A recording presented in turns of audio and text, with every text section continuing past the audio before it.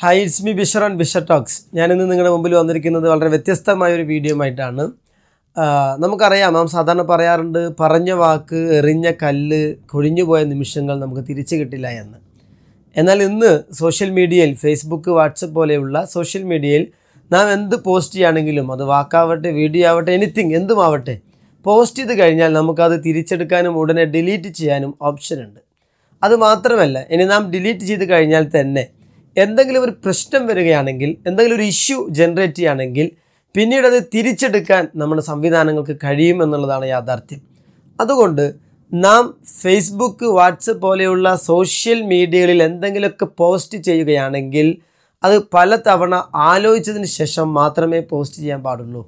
നമുക്കറിയാം, നമ്മുടെ മുമ്പിലേക്ക് എന്ത് വന്നു കഴിഞ്ഞാലും ഉടനെ ഫോർവേഡ് ചെയ്യുന്ന ഫോർവേഡിസ്റ്റുകളായി മാറിയിരിക്കുകയാണ് ഞാനും നിങ്ങളും.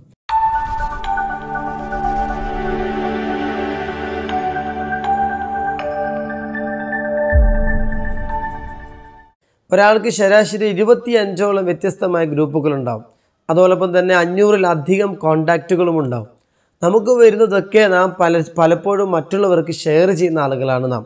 അങ്ങനെയുള്ളവരെ ഞാനൊരു വാക്കിട്ട് വിളിക്കുന്നത് ഫോർവേഡിസ്റ്റുകൾ എന്നാണ്. മുമ്പ് വാട്സപ്പിൽ തന്നെ ഒരു മെസ്സേജ് വന്നിരുന്നു, വാട്സപ്പിൻ്റെ ഗോൾഡൻ ആപ്പ് എന്ന് പറഞ്ഞ സാധനം ഇറങ്ങിയിട്ടുണ്ടെന്ന്. ഭയങ്കരമായി വൈറലായി, എല്ലാ ആളുകളും അതിങ്ങനെ ഫോർവേഡ് ചെയ്തു. പിന്നീട് അന്വേഷിച്ചപ്പോഴാണ് മനസ്സിലായത് അതൊരു വൈറസ് ആയിരുന്നു എന്ന്. അപ്പോൾ നമ്മൾ ആലോചിച്ചൊക്കെ 25 ഗ്രൂപ്പുള്ള 200ഓളം മെമ്പേഴ്സുള്ള ഒരാൾ, അതുപോലെ തന്നെ 500 ആളുകൾ വേറെയുണ്ട്. അത് അവരിലേക്ക് അയച്ചു കൊടുക്കുമ്പോൾ എത്ര പെട്ടെന്ന് എത്ര ആളുകളിലേക്ക് എത്തുന്നത്. ഇന്ന് വാട്സപ്പ് അല്ലെങ്കിൽ സോഷ്യൽ മീഡിയയിലുള്ള കമ്മ്യൂണിക്കേഷൻ എന്ന് പറയുന്നത് പ്രകാശവേഗത്തിനൊപ്പമാണെന്ന് പോലും പറയാൻ കഴിയും. കാരണം നാം അയക്കുന്ന ഒരു മെസ്സേജ് വേറൊരു രാജ്യത്തുള്ള സെർവറിലെത്തുന്നു, അവിടെ നിന്ന് നാം വേറൊരു രാജ്യത്തേക്കാണ് അയക്കുന്നതെങ്കിൽ അവിടേക്ക് എത്തുന്നു. എല്ലാം വെരി ഫ്രാക്ഷൻ ഓഫ് സെക്കൻഡ് കൊണ്ട് മാത്രമാണ്. അപ്പം അത്രക്കും സ്പീഡിലാണ് കാര്യങ്ങളൊക്കെ മൾട്ടിപ്പിൾ ചെയ്യുന്നത് അല്ലെങ്കിൽ പോകുന്നത്. അപ്പം അങ്ങനെയുള്ളൊരു സാധനം നമ്മൾ അയക്കുമ്പോൾ കൃത്യമായി ശ്രദ്ധിക്കുക തന്നെ വേണം എന്നുള്ളതാണ് എനിക്ക് നിങ്ങളോട് പറയാനുള്ളത്. പലതരത്തിലുള്ള മെസ്സേജുകൾ തുടർച്ചയായി വരാറുണ്ട്. സ്കൂളിന് അവധിയാണെന്ന് പറഞ്ഞുകൊണ്ട് വ്യാജ മെസ്സേജുകൾ പലപ്പോഴും വരുന്നുണ്ട്. കാണാനില്ല എന്ന് പറഞ്ഞു വരുന്ന പല മെസ്സേജുകളും, ഷെയർ ചെയ്യണമെന്ന് അപേക്ഷിച്ച് കൊണ്ടുവരുന്ന പല മെസ്സേജുകളും ശരിയാണോ എന്ന് നാം ഒരിക്കലും ചിന്തിക്കാറില്ല. അതുപോലെ തന്നെ പലരും മരിച്ചു എന്ന് പറഞ്ഞുകൊണ്ട്, ഇപ്പം മാമുക്കോയ, സലീം കുമാർ, ജഗദീഷ് ശ്രീകുമാർ, ഇവരൊക്കെ മരിച്ചു എന്ന് പറഞ്ഞുകൊണ്ട് പലപ്പോഴും മെസ്സേജുകൾ വന്നിട്ടുണ്ടായിരുന്നു. അതൊക്കെ നമ്മൾ ഉടനെ വിശ്വസിക്കുന്നു, മറ്റുള്ളവർക്ക് ഫോർവേഡ് ചെയ്യുന്നു. ഈ അടുത്ത് നമ്മൾ കണ്ടതാണ്, ജോബ് ഫെയറുമായി ബന്ധപ്പെട്ടുകൊണ്ട് മെസ്സേജ് വരികയും ആയിരക്കണക്കിന് ആളുകൾ ആ തീയതിയിൽ ആ സ്ഥലത്ത് ജോബ് ഫെയറിന് വേണ്ടി പോയപ്പോൾ അങ്ങനെയൊന്നില്ല എന്നറിയുകയും അത് വ്യാജമാണെന്ന് അറിയുകയും ചെയ്യുകയാണ്. നമുക്ക് ഏറ്റവും വേണ്ടപ്പെട്ടവർക്ക് വേണ്ടിയാണ് നമ്മൾ അയച്ചു കൊടുത്തത്. നാം കാരണം പോകുന്നത് നമുക്ക് ഏറ്റവും വേണ്ടപ്പെട്ട ആളുകൾ. അങ്ങനെ പലപ്പോഴും വഞ്ചിതരാവുന്ന അവസ്ഥകൾ ഉണ്ടാകുന്നുണ്ട്. മെസ്സേജ് അയക്കുന്നവരും വഞ്ചിതരാവുന്നു, മെസ്സേജ് കിട്ടുന്ന ആളുകളും വഞ്ചിതരാവുന്നു. നാം സോഷ്യൽ മീഡിയ ഉപയോഗിക്കുമ്പോൾ അത് നമ്മെ തിരിഞ്ഞു കുത്തുന്ന തരത്തിലേക്ക് ആവാതിരിക്കാൻ വേണ്ടി ചില മുന്നറിയിപ്പുകൾ, ചില ഗൈഡ് ലൈൻസ് തരാനാണ് ഇന്നത്തെ വീഡിയോയിലൂടെ ഞാൻ ആഗ്രഹിക്കുന്നത്. It's me Bishar on Bishar talks.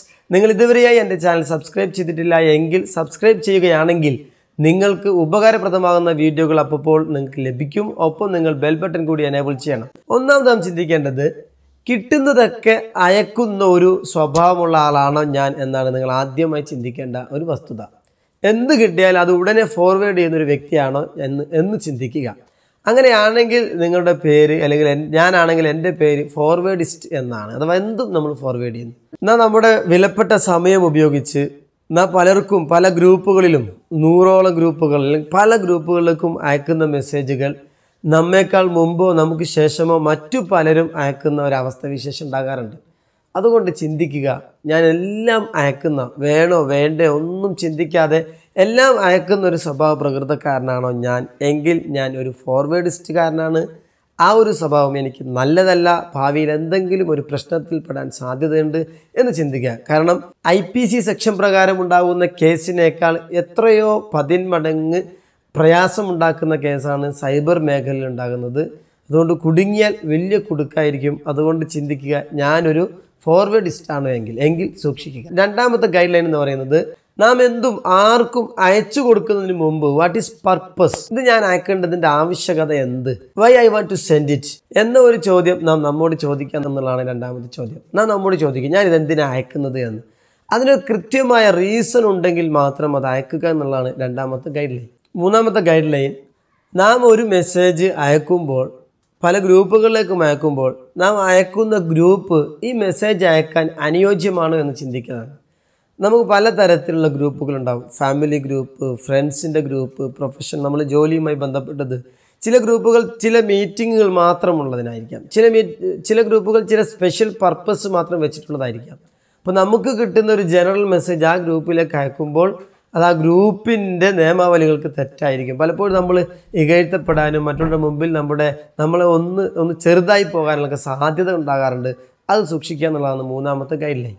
നാലാമത്തെ ഗൈഡ് ലൈൻ, നാം അയക്കുന്ന ഒരു മെസ്സേജ് അതിൻ്റെ ഡേറ്റ് കൃത്യമായി നാം നോക്കുക എന്നുള്ളതാണ്. ഔട്ട്ഡേറ്റഡ് ആയിട്ടുള്ള ഒരുപാട് മെസ്സേജുകൾ അയക്കാറുണ്ട്.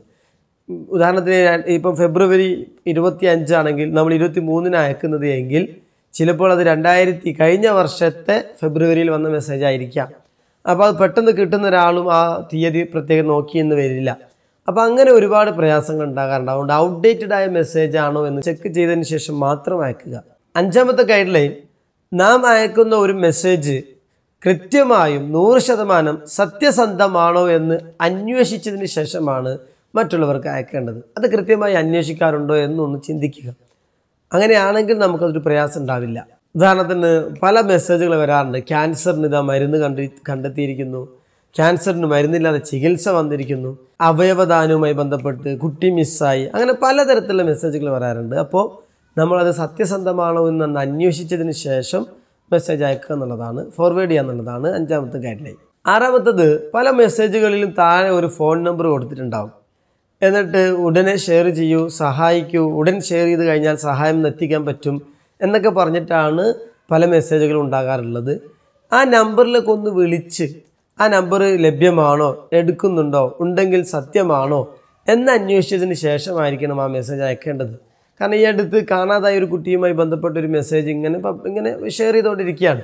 വിളിച്ച് അന്വേഷിച്ച് പറഞ്ഞു, അയ്യോ കുട്ടിയെ കിട്ടിയിട്ടുണ്ട്, ഇനി നിങ്ങൾ ഷെയർ ചെയ്യരുത് എന്ന്. ആദ്യം കാണാതായപ്പോൾ അയച്ചതിൻ്റെ ആ ഒരു ഫ്രീക്വൻസി കണ്ട് കിട്ടിയെന്ന് പറഞ്ഞ മെസ്സേജിനുണ്ടാവില്ല. അപ്പോൾ അത് രണ്ടും അവരിട്ടിരുന്നു. പക്ഷേ മെസ്സേജ് പാസ് ചെയ്യുമ്പോൾ കാണാതായി എന്നുള്ളതാണ് പെട്ടെന്ന് പാസ്സാവുന്നത്. അപ്പോൾ ആ അർത്ഥത്തിൽ കോൺടാക്റ്റ് നമ്പർ ഉണ്ടെങ്കിൽ അതിലൊന്ന് വിളിച്ച് ചെക്ക് ചെയ്യുക എന്നുള്ളതാണ് ആറാമത്തെ ഗൈഡ് ലൈൻ. ഏഴാമത്തെ വളരെ പ്രത്യേകമായി ശ്രദ്ധിക്കേണ്ട ഒരു കാര്യമാണ്, നാം ഫോർവേഡ് ചെയ്യുന്ന ഒരു മെസ്സേജ് സത്യസന്ധമാണെങ്കിൽ കൂടിയും ഇതുകൊണ്ട് എന്തെങ്കിലും ഗുണം മറ്റുള്ളവർക്കുണ്ടോ എന്ന് ചിന്തിക്കുക എന്നുള്ളതാണ് ഏഴാമത്തെ ഗൈഡ് ലൈൻ. പലപ്പോഴും നമ്മൾ പലർക്കും മെസ്സേജുകൾ അയക്കാറുണ്ട്, പക്ഷേ സത്യസന്ധമായിരിക്കാം, പക്ഷെ അത് അയച്ചുകൊണ്ട് പ്രത്യേകിച്ച് ഗുണമൊന്നുമില്ല. അത് ആരെങ്കിലുമൊക്കെ ഗഴ്ത്തുന്നതായിരിക്കാം, ആർക്കെങ്കിലുമൊക്കെ പ്രയാസമുള്ളതായിരിക്കാം. അങ്ങനെയാണെങ്കിൽ ആ മെസ്സേജ് ഫോർവേഡ് ചെയ്യാത്തതല്ലേ നല്ലത്.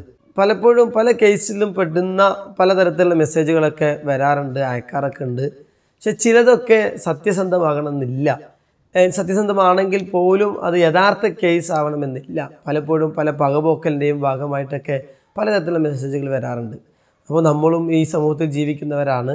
അപ്പോൾ നമ്മൾ അയക്കുന്ന മെസ്സേജ് സത്യസന്ധമാണെങ്കിൽ പോലും അതുകൊണ്ട് ജനങ്ങൾക്ക്, അയക്കപ്പെടുന്ന ആളുകൾക്ക് എന്തെങ്കിലും ഗുണമുണ്ടെങ്കിൽ മാത്രം അയക്കുക എന്നുള്ളതാണ് ഏഴാമത്തെ ഗൈഡ് ലൈൻ. എട്ടാമത് ശ്രദ്ധിക്കേണ്ട ഒരു കാര്യം, ഗുണകരമായ, മറ്റുള്ളവർക്ക് ഉപകാരപ്രദമാകുന്ന, മറ്റുള്ളവർക്ക് അതുകൊണ്ട് എന്തെങ്കിലും തരത്തിലൊരു വളർച്ച, ഗ്രോത്ത്, എന്തെങ്കിലും ഉള്ള ഒരു മെസ്സേജ് നിങ്ങൾക്ക് കിട്ടിക്കഴിഞ്ഞാൽ അത് അയക്കാതെ നിങ്ങളുടെ കയ്യിൽ തന്നെ സൂക്ഷിച്ച് വെക്കുക എന്ന് പറയുന്നത് ഒരു നന്മയല്ല. കാരണം നമുക്കറിയാം, ഇന്നത്തെ കാലത്ത് പുതിയ ടെക്നോളജി വെച്ച് ഒരുപാട് നന്മകൾ ചെയ്യാനുള്ള അവസരമുണ്ട്.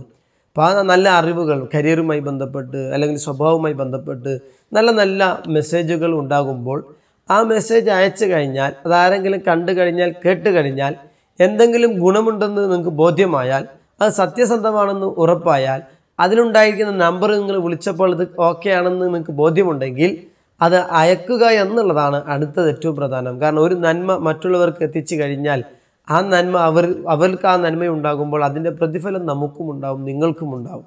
അപ്പോൾ എട്ടാമത്തത്, നന്മയുണ്ടെന്ന് ബോധ്യപ്പെട്ട് കഴിഞ്ഞാൽ അയക്കുക എന്നുള്ളതാണ് എട്ടാമത്തെ പ്രധാനമായ ഗൈഡ് ലൈൻ. ഈ ഒരു വീഡിയോ നിങ്ങൾക്ക് ഇഷ്ടപ്പെട്ടു എന്ന് തോന്നുന്നു. ചിന്തിക്കുക, ഇത് മറ്റുള്ളവർക്ക് ഗുണകരമാണെങ്കിൽ, ഇതിലെന്തെങ്കിലും യാഥാർത്ഥ്യമുണ്ട് നിങ്ങൾക്ക് ബോധ്യമാവുകയാണെങ്കിൽ, പറഞ്ഞതുപോലെ എട്ടാമത്തെ ഗൈഡ് ലൈനിൽ പറഞ്ഞതുപോലെ എല്ലാവർക്കും അയക്കുക. നമ്മൾ ഇനി സൈബർ ക്രൈം വളരെ പ്രത്യേകമായി പരിഗണിക്കുന്ന ഒരു കാലഘട്ടം കൂടിയാണ്. അത്തരത്തിൽ ഒരു സൈബർ ക്രൈമിലൊന്നും പെടാതിരിക്കാൻ ഞാനും നിങ്ങളും ശ്രദ്ധിക്കുക. സൈബർ ക്രൈമുമായി ബന്ധപ്പെട്ട് മൊബൈൽ ഫോൺ ഉപയോഗിക്കുന്നതുമായി ബന്ധപ്പെട്ടുകൊണ്ടുള്ള വീഡിയോകൾ നിങ്ങൾക്ക് പ്രതീക്ഷിക്കാം. ഇതുവരെയായി നിങ്ങൾ എൻ്റെ ചാനൽ സബ്സ്ക്രൈബ് ചെയ്തിട്ടില്ല എങ്കിൽ നിങ്ങൾ സബ്സ്ക്രൈബ് ചെയ്യുക, ഒപ്പം ബെൽ ബട്ടൺ കൂടി എനേബിൾ ചെയ്യുക. Thank you.